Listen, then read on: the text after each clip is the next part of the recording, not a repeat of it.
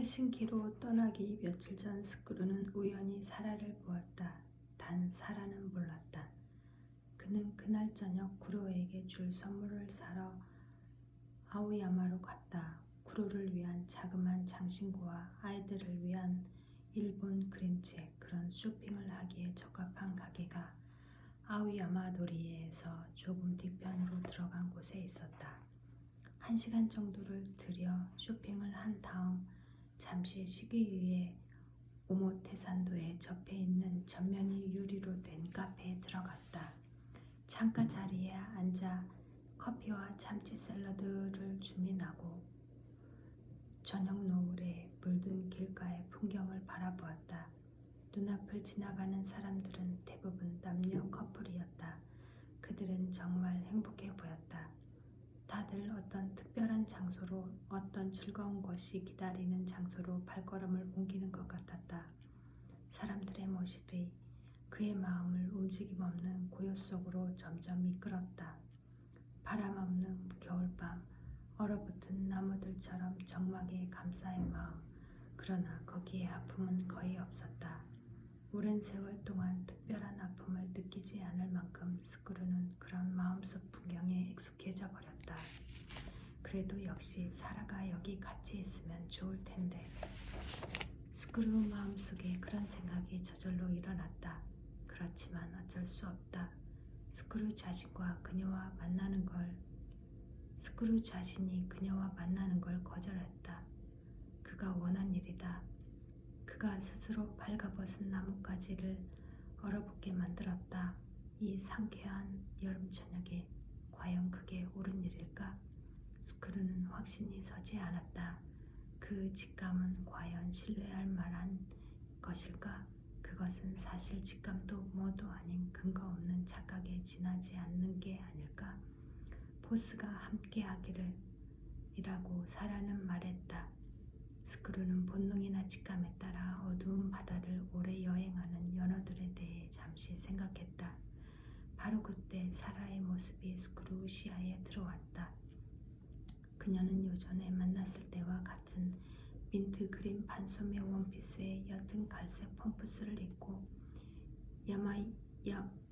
아오야마도리에서 진구마에 쪽 완만한 언덕길을 내려오고 있었다. 스크루는 숨이 딱 멈추고 저도 모르게 얼굴을 찌푸렸다. 그것이 현실 풍경이라고는 믿을 수 없었기 때문이다. 몇 초 동안 그녀의 모습이 자신의 고립된 마음이 만들어낸 정교한 환영처럼 느껴졌다. 그러나 의심의 여지 없이 살아 숨쉬는 현실의 사라였다. 스크루는 반사적으로 의자에서 엉덩이를 들어 올리려다가 자칫 테이블을 엎을 뻔했다. 커피가 받침에 넘쳐 흘렀다. 그러나 그는 바로 일으키려던 몸을 그대로 가라앉혔다. 그녀 곁에는 중년 남자가 있었다. 딱 벌어진 체격의 중키의 남자로 짙은 색감의 재킷을 입고 블루 셔츠에 작은 물방울 모양의 감색 넥타이를 맸다. 깨끗하게 손질한 머리에 흰 서리가 살짝 내렸다. 아마도 50대 초반일 것이다. 턱이 조금 튀어나왔지만 느낌이 좋은 얼굴이었다. 표정에는 그 연배의 일부 남자들이 몸에 두른 빈틈없고 조용한 여유가 감돌았다. 두 사람은 사이좋게 손을 잡고 길을 걸어갔다. 스크루는 입을 가볍게 벌린 채 두 사람의 모습을 유리 너머 눈으로 쫓았다. 마치 꼴을 거의 다 갖추어 가던 언어를 도중에 잃어버린 사람처럼. 그들은 스크루 바로 앞을 지나 천천히 걸어갔지만 사라는 그가 있는 쪽으로 눈길을 돌리지 않았다. 그 남자와의 대화에 푹 젖어 주위에 신경 쓸 틈이 없는 것 같았다. 남자가 짧게 무슨 말을 하자 사라는 입을 벌리고 웃었다. 치열이 또렷이 보일 정도로. 그리고 두 사람은 저녁 어스름 인파 속으로 잠겨들었다. 스크루는 그들이 사라진 방향을 유리창 너머로 오래오래 바라보았다. 사라가 금방이라도 되돌아오는 것은 아닐까 하는 신락 같은 기대를 품으면서 그녀는 스크루의 모습이 보였다는 것을 문득 깨닫고 사정을 설명하기 위해 돌아올지도 모른다. 그러나 그녀는 그대로 모습을 감추어 버렸다. 온갖 얼굴과 온갖 차림의 사람들이 끊임없이 앞을 지나갈 따름이었다. 그는 의자에서 자세를 가다듬고 얼음물을 한 모금 마셨다. 남은 건 고요한 슬픔뿐이었다. 가슴 왼쪽이 뾰족한 칼에 베인 듯 아릿해왔다. 뜨끈한 비가 흐르는 느낌도 들었다. 아마도 그건 비일 것이다. 그런 아픔을 느낀 것도 오랜만이다. 대학 2학년 여름 친밀했던 내 친구들에게 버림받은 이후로 처음일지도 모른다. 그는 눈을 감고 물에 몸을 누이듯이 아픔의 세계를 떠돌았다. 아픔이 있는 편이 그래도 좋을 것이라고 생각하기로 했다. 정말 위험한 건 아픔조차 느끼지 못하는 경우이다. 온갖 소리가 하나로 섞여 귀 저 안에서 찡 하는 날카로운 잡음을 일으켰다. 끝도 없이 깊은 침묵 속에서만 들을 수 있는 특수한 소음이었다. 바깥에서 들려오는 건 없다. 자신의 장기 안쪽에서 만들어낸 소리다. 사람은 누구든 그런 고유의 소리를 가지고 살아간다. 그러나 실제로 그것들을 들을 기회는 거의 없다. 눈을 떴을 때 세계의 형태가 얼마간 변해버린 것 같았다.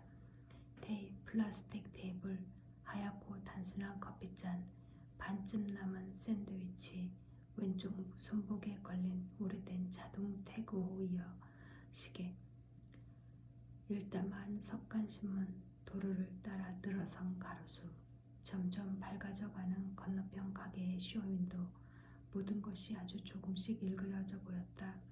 윤곽이 뿌옇게 흐려져 입체감을 드러내지 못했다. 축적도 잘못되었다. 그는 몇 번이나 깊이 숨을 들이쉬고 조금씩 마음을 안정시켜 갔다. 그가 느끼는 마음의 고통은 질투에서 비롯된 것이 아니었다. 질투가 어떤 것인지 스크루는 안다. 꿈속에서 한번 생생하게 체험한 적이 있다. 그때의 감각이 지금도 몸에 남았다. 그것이 얼만큼 숨막히게 하는 것인지, 얼마나 구원할 길 없는 것인지도 안다. 그러나 지금 느끼는 것은 그런 고통은 아니었다. 그가 느끼는 것은 애절함이었다. 깊고 어두운 동굴 바닥에 홀려 남겨진 듯한 슬픔이었다. 그러나 결국은 단순한 슬픔에 지나지 않는다. 거기에 있는 것은 그냥 물리적인 아픔에 지나지 않는다. 그것을 스크루는 오히려 고맙게 생각했다. 가장 괴로웠던 것은 사라가 남자의 손을 잡고 길을 걸었다는 사실이었다. 또한 그녀가 앞으로 그 남자와 성적인 관계를 가질지도 모른다는 가능성도 아니었다. 그녀가 어딘가에서 옷을 벗고 다른 남자와 침대에 드는 모습을 상상하는 것은 물론 스크루에게 참기 힘든 일이었다. 그 모습을 머릿속에서 쫓아내는데 많은 노력이 필요했다. 그러나 사라는 38의 독립적인 여성이며 독신이고 자유롭다. 그녀에게는 그녀의 인생이 있다. 스크루의 인생이 있는 것처럼 그녀에게는 좋아하는 상대와 좋아하는 곳으로 가서 좋아하는 일을 할 권리가 있다. 사라가 그때 진심으로 즐거운 표정을 지었다는 것이 스크루에게 충격이었다. 그녀는 남자와 이야기를 나누면서 얼굴 전체로 크게 웃었다. 그녀는 스크루와 같이 있을 때 그렇게 활짝 열린 표정을 짓지 않았다. 단 한 번도 그녀가 스크루에게 보여준 표정은 어떤 경우에도 늘 냉정하게 컨트롤되었다. 그것이 무엇보다도 스크루의 가슴을 아프고도 애절하게 찢어 놓았다. 그는 방으로 돌아와 핀란드 여행 준비를 했다. 어찌됐든 몸을 움직이면 생각을 하지 않아도 된다. 그렇지만 그 많은 짐이 필요한 것도 아니었다. 갈아입을 옷 몇 칠분, 세면도구를 넣은 파우치, 비행기 안에서 읽을 책 몇 권, 수영복과 물안경, 접이식 우산, 그 정도다.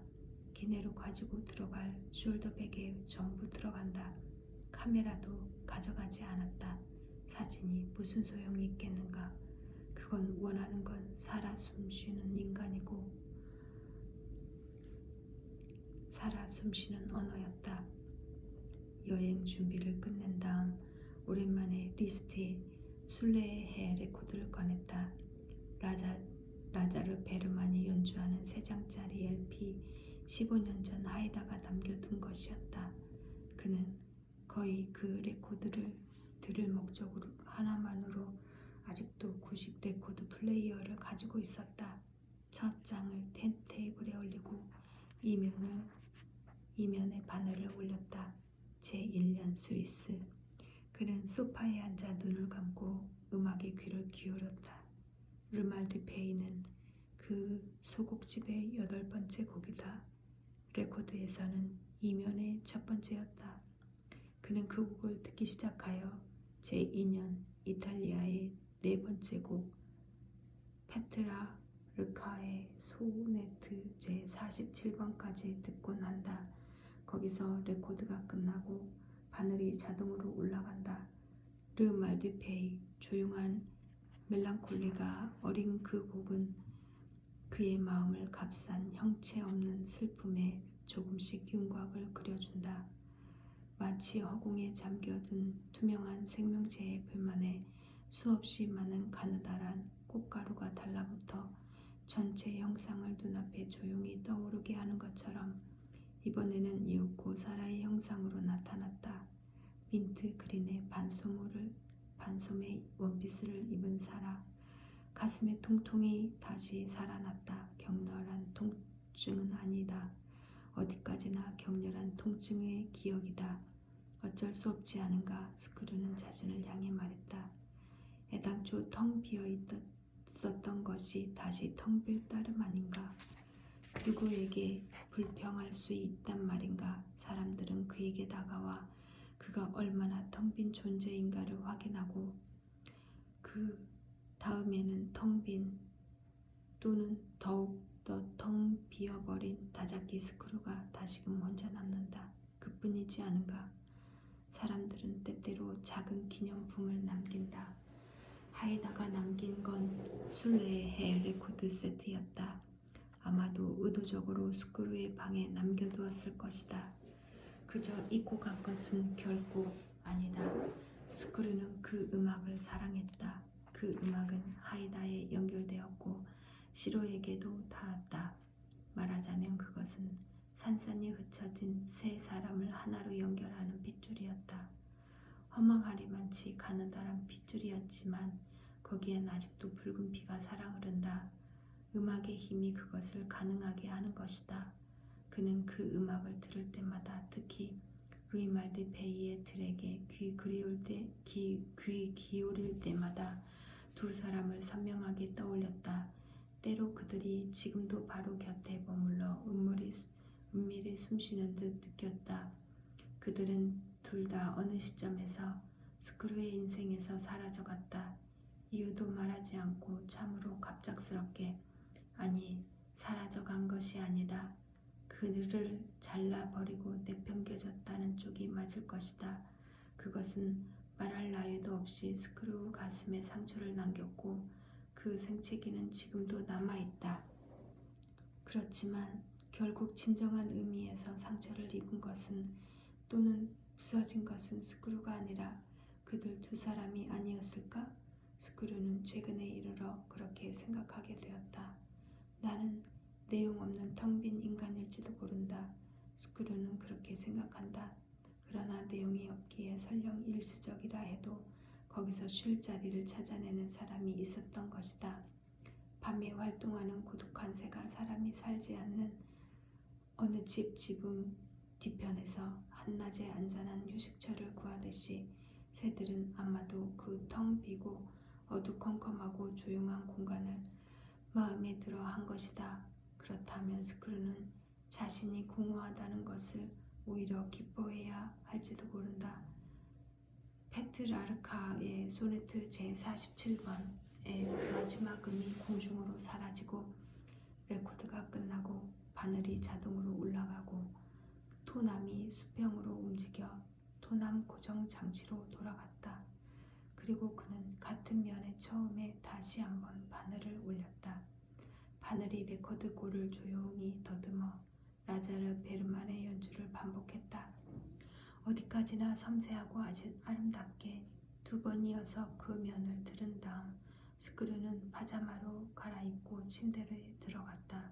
그리고 머리맡에 불을 끄고 자신이 가슴에 끌어안은 게 깊은 슬픔이며 결코 무거운 질투의 멍해가 아님에 새삼 감사했다.